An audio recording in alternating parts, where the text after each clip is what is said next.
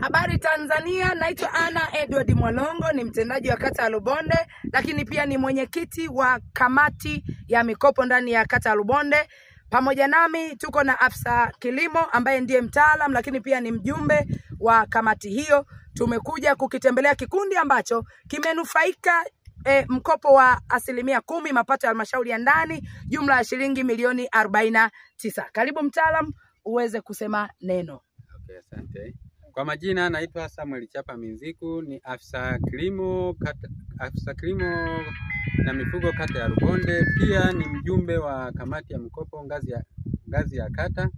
Tumekuja kuwatembelea kikundi kwa ajili ya ushauri na kuangalia maendeleo ya viazi. Na kwa kweli viazi vinaendelea vizuri na wanafanya kazi nzuri. Tunashukuru sana. Naomba ni mkabidhi mic kwa mtendaji. Karibu sana. Asante. Mama, tunapenda kuwapongeza sana wa kikundi. Jamani, kina mama moto. Kwa kweli moto tumeuona, kiazi kiko vizuri.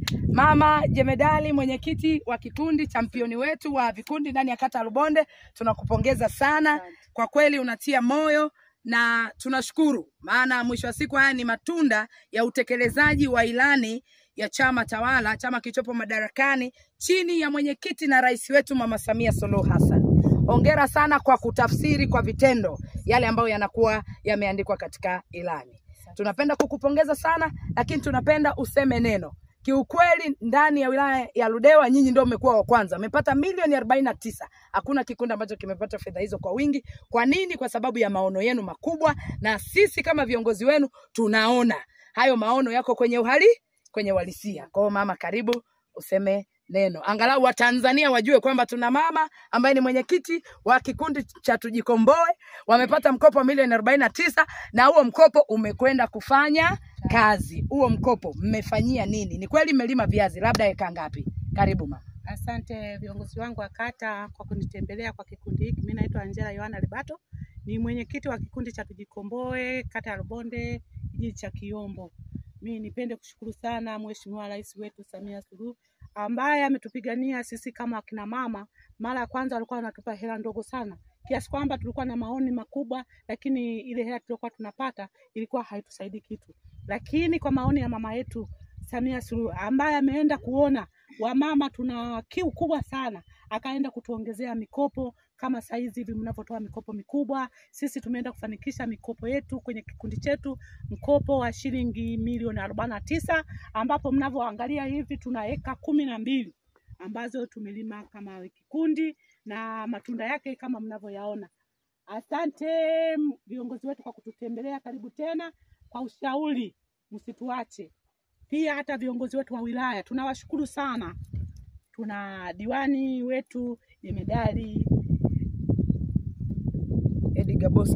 Edgar Bosco Mtitu.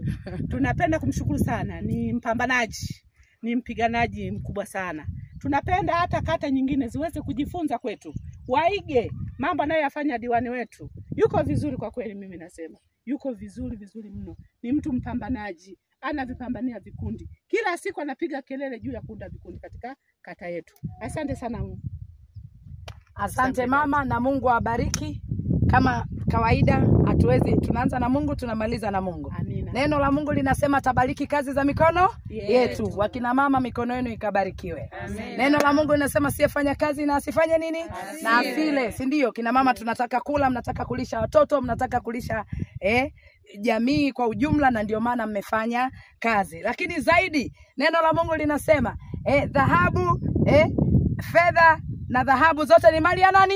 Ya Mungu. Si ndio? Sisi ni watoto wa nani? Wa Mungu. Kwa hiyo hizo fedha pamoja na dhahabu tunazihitaji, na ndio maana tumepata fedha, tumewekeza, mwisho wa siku tutauza, tutapata fedha. Na neno la Mungu linasema maskini hata uona ufalme wa nini? Wa mbingu. Tafasiri yake tunapambana wakina mama tuwe nini? Tuwe matajiri, ili tuende tukamuone huyo Mungu ambaye tunamwamini kwa jina la Yesu. Mungu awabariki sana kina mama. Hongereni sana. Asante. Asante.